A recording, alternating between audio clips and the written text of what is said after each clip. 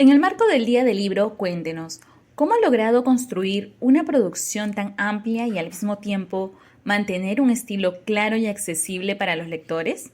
Bueno, yo he escrito fundamentalmente mis clases y lo que he hecho es tratar de llegar a todos los estudiantes del Perú.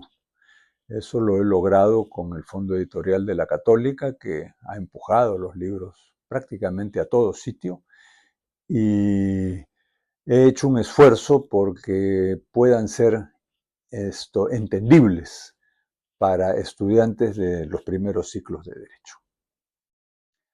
Así es que creo que ese es el secreto, el esfuerzo y tratar de que sea una escritura simple y contenga todos los elementos teóricos necesarios. A lo largo de su trayectoria como docente, ¿cómo cree que ha cambiado la relación de los estudiantes con los libros jurídicos? Bueno, cuando yo era estudiante, estamos hablando de los años 1967 a 71 que estudié Derecho, no había muchos libros. Los libros que existían eran de maestros de San Marcos, que habían escrito entre los años 1930 y 1965, por ahí. Eran muy contados. Mis maestros no habían escrito y las bibliotecas tenían un ejemplar por libro y éramos en mi clase 90, así que no había no había mucha forma de poder leer libros de derecho asequibles, digamos. Así que nosotros estudiábamos básicamente con copias. Había en el centro de Lima, donde estaba la Facultad de Derecho de la Católica en la que yo estudiaba, una librería de San Marcos. Y en esa librería yo encontré los libros de los profesores sanmarquinos que les estoy contando y yo estudié con ellos. Había libros que estaban desactualizados, otros actualizados, era muy variopinto el material, pero esa biblioteca de profesores de San Marcos a mí me colaboró a formarme de manera muy grande. Hoy día yo creo que en primer lugar hay mucha gente que escribe, tanto libros como artículos. Y en segundo lugar, yo creo que eso es mucho más asequible. Hoy día hay bueno, están ustedes como editorial y hay otras editoriales también que hacen un importante aporte de libros jurídicos, que es de lo que estamos hablando, al Perú. Entonces, hay una mayor facilidad para encontrar libros, para encontrar revistas y para leer. Entonces, los profesores mismos han evolucionado, ya no todos han evolucionado, pero digamos, hay una apreciable cantidad de profesores que toman en cuenta las lecturas para la evaluación de los cursos y no solamente las clases que ellos dictan. Y entonces eso hace que haya mucha más formación y los estudiantes son más competitivos y entonces también buscan sacar una diferencia con las lecturas que hacen. Así es que yo creo que ahora se lee bastante más sí que en mi época. Desde su experiencia, ¿qué hace que un libro de derecho trascienda su tiempo y se vuelva una referencia obligada? Bueno, depende. Hay muchos muy diversos libros que se vuelven esenciales en el derecho. Hay libros teóricos que tienen una trascendencia por su calidad teórica y que son libros a veces centenarios, que todos leemos. Bueno, centenarios y bicentenarios y tricentenarios. Hoy día todo el mundo lee a los clásicos liberales de los siglos XIX y XVIII, por ejemplo. Son inmortales. Y después hay grandes tratadistas que han marcado una una expresión de la complejidad del derecho y que resultan indispensables, tanto extranjeros como nacionales. Y por otro lado, hay los libros que son más los que yo en general he trabajado algunos otros de otra cosa, pero en general he trabajado libros para los estudiantes. Entonces, los libros para los estudiantes tienen que ser redactados diseñados de una determinada manera para que sean ordenados y asequibles, para que no estén tratando el tema en 8 partes distintas, por ejemplo, cosa que sí suele hacer un gran teórico, ¿no? Sino que sea un libro ordenado y que además hay que hacer un esfuerzo en ese caso para que el libro pueda ser asequible en un lenguaje y claro, digamos, ¿no? Entonces que esté bien construido el castellano, que esté bien construidos los párrafos, que esté bien delimitados los temas. El manual es un género para aprender. Y entonces esos libros también suelen perdurar, aun cuando le debo decir que con el tiempo se vuelve un esfuerzo actualizarlos, porque si uno no los actualiza, esos libros desaparecen, ¿no? Entonces hay que hacer un trabajo de reedición constante y eso cuando hay unos cuantos libros es un trabajazo. Usted ha sido autor, editor y docente. ¿Cómo se relacionan estas facetas con la escritura jurídica? ¿Cree que editar también es una forma de enseñar? Yo, cuando chico, cuando estudiante de colegio, por razones familiares, mi papá era ingeniero del ejército militar de carrera y estuvo pues haciendo carreteras en la ceja de selva. Y entonces yo un par de los años de mi formación de secundaria los pasé en colegios nacionales de provincias. Estoy hablando de los años 59, 58 y 60, o sea, cuando Adán comía manzana. Pero vi la carencia en esa época de material que había para el estudio y pensé yo cuando entré a la universidad que si yo tenía problemas para conseguir libros en Lima, ¿cómo sería en provincias? Entonces, cuando fui profesor, eso me pesó un poco en el alma y traté de escribir mis cursos. Y eso es lo que hice. Agarré mis cursos, los puse en capítulos y busqué un editor. Y bueno, eso comenzó a salir y después esos libros tuvieron en general una suerte favorable y han sido bien leídos en el Perú y en varios sitios del Perú, ¿no? Porque yo sí he tenido oportunidad, he sido profesor 53 años aquí en la Católica y he viajado prácticamente a todas las facultades de Derecho del Perú y siempre he visto que los libros estaban ahí, a veces en fotocopia, a veces de la imprenta, pero estaban, ¿no? Y eso me alegraba mucho el corazón, efectivamente, sí. Espero que hayan sido útiles a la gente que los leyó. Muchos estudiantes se sienten abrumados por la cantidad de textos. ¿Qué consejo les daría para leer derecho con criterio y sin perder el entusiasmo? Ahí hay que distinguir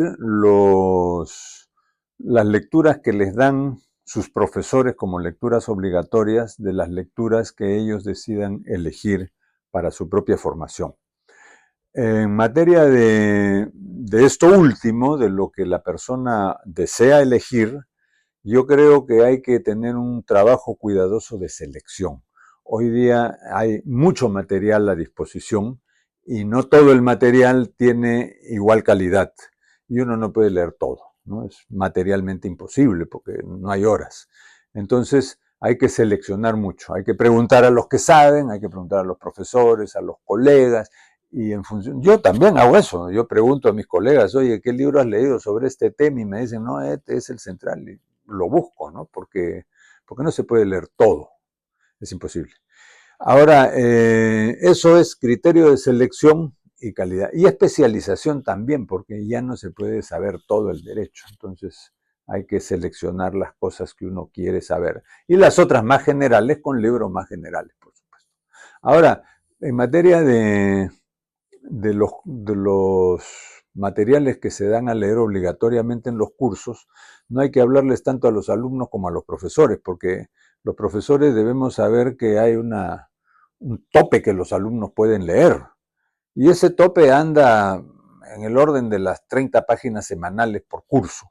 Ya eso hace 3 por 6, 18, 180 páginas en una semana, ya es pues una carga fuerte, ¿no? Entonces no se pueden dar pues 5 libros leer para un control. Eso no puede ser. Entonces, pero eso ya es un problema de organización de las facultades y de los departamentos universitarios que deben pedir a sus profesores. Yo lo que recomendaría a los profesores es que escriban sus clases, que traten de escribir sus clases, que las den a los alumnos como separatas, que les pregunten qué no se entendió, que yo hago eso mucho con mis alumnos, que corrijan y cuando se entiende todo, lo publiquen. Si nosotros tuviéramos aquí 7 libros de 7 profesores distintos peruanos sobre el mismo tema en los 40 cursos que hay normalmente en un currículum, ¿no? Tendríamos una biblioteca enorme al servicio de los estudiantes y las estudiantes del Perú. Y ojalá mis colegas escriban. ¿Considera que existe una relación entre el tipo de lectura jurídica que se promueve y el tipo de abogado que formamos? ¿Qué rol juegan las editoriales? Las editoriales tienen la finalidad de dar a conocer los avances de los conocimientos teóricos del derecho y también de los prácticos, porque el derecho no es solamente una disciplina teórica, sino también una disciplina práctica. Y entonces lo que tenemos que hacer es que las editoriales seleccionen muy bien el material, traten de hacer colecciones, eso es muy importante porque eso fuerza a los autores a ponerse en un orden, ¿no? Cuando hay una colección, uno tiene un sitio en la colección. Y entonces hay 2 efectos. Primero, que se escribe mucho más ordenadamente las cosas. Y segundo, que la editorial ensancha su mercado, porque si una editorial tiene una colección, vende más que si tiene 70 libros dispersos uno por uno. Entonces, hay una tarea de encuadramiento teórico también en las editoriales que puede ser muy importante para combinar el negocio editorial con la calidad de la producción. ¿Cómo valora el papel que cumplen hoy en día las editoriales jurídicas en la construcción del pensamiento crítico y plural dentro del derecho? ¿Considera que tienen una responsabilidad más allá de publicar textos técnicos o manuales académicos? Yo creo que en el derecho hay que publicar por lo menos las siguientes cosas. Manuales para los estudiantes. Eso es una cosa muy importante. En segundo lugar, hay que publicar tratados, o sea, hay que publicar trabajos de profundidad, porque está bien, los estudiantes tienen un tipo de lectura, pero los profesionales tienen otro tipo de lectura, y los profesores tienen otro tipo de lectura. Entonces, hay diversos niveles de profundidad y de complejidad, porque el derecho al final se entrelaza mucho. Hay una sistemática en el derecho que hace que las disciplinas internas del derecho se relacionen una con otra.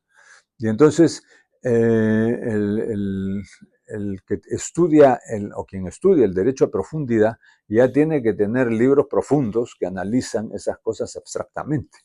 Y entonces eso es complementario de lo primero, pero lo primero es prácticamente educativo, lo segundo ya es teórico, ¿no? Y hay una tercera cosa que yo creo que en el Perú no se hace, salvo ustedes sí lo hacen, su editorial, que es la metodología. En general, los profesores no enseñamos metodología en el Perú, enseñamos conceptos y teorías. Y debatimos con una espada y un puñal algunas teorías, ¿no? Que está muy bien hacerlo así, enérgicamente, pero elegantemente también, teóricamente. Pero hay metodologías, porque el derecho está hecho sobre la base de trabajo metodológico cotidiano. Y entonces eso no se enseña. Yo trato de enseñar eso a mis alumnos no le hacen caso. Cuando yo les doy un material y después veo el control, nadie lo está utilizando, porque utilizan los conceptos, están acostumbrados a paporretear. Paporretear es un verbo que es un aporte heroico de los estudiantes del Perú al castellano universal. Cuando tú lees el diccionario de la lengua, paporretear y paporretero y todo lo aledaño dice peruanismo. O sea, nosotros somos los que paporreteamos y lo hemos dado al mundo, bueno, con un concepto, está muy bien, pero es un defecto también, ¿no? Entonces hay que tener metodología al costado. Y ustedes tienen colecciones de metodologías, ¿no? Tanto del plano más teórico como más operativo. Y bueno, eso tendría que ser una cosa generalizada. Y los profesores debiéramos también enseñar no solo conceptos y teoría, sino metodologías. Los profesores como profesionales tenemos metodologías. Cada uno de nosotros hace, pero la hace un poco inconscientemente porque tampoco la estudió. Entonces la ha desarrollado y hay que teorizarla y ponerla en ejecución. En una época marcada por el consumo rápido de información, ¿por qué cree que vale la pena seguir leyendo derecho con profundidad? Yo terminé de estudiar Derecho hace 53 años. ¿Ya? Y el derecho que yo estudié ya no existe. Nada. No solo porque cambiaron las constituciones. Yo estudié la Constitución del 36, cuando estaba vigente.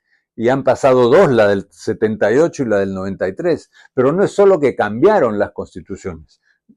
No es solo que cambiaron los códigos, yo estudié otro código civil, yo estudié otro código penal, otros códigos procesales, en fin, el único que vive es el código de comercio, que no lo usa mucho la gente tampoco ya porque está muy parchado, pero el derecho evoluciona y el derecho de hoy no es el mismo derecho, por supuesto que yo estudié hace 50 años, yo no podría enseñar ni hablar de derecho si no hubiera estudiado 2 o 3 veces el derecho íntegramente de nuevo. Entonces, eso tiende a acelerarse nomás, porque como hay mayores desarrollos tecnológicos y mayor cantidad de gente que no solamente estudia, sino comparte, porque ahora es muy fácil compartir. Entonces los conocimientos crecen aceleradísimamente y el que no lee, nada, pues se queda plantado en la historia. Entonces hay que publicar y leer constantemente, ¿sí? Porque el derecho evoluciona.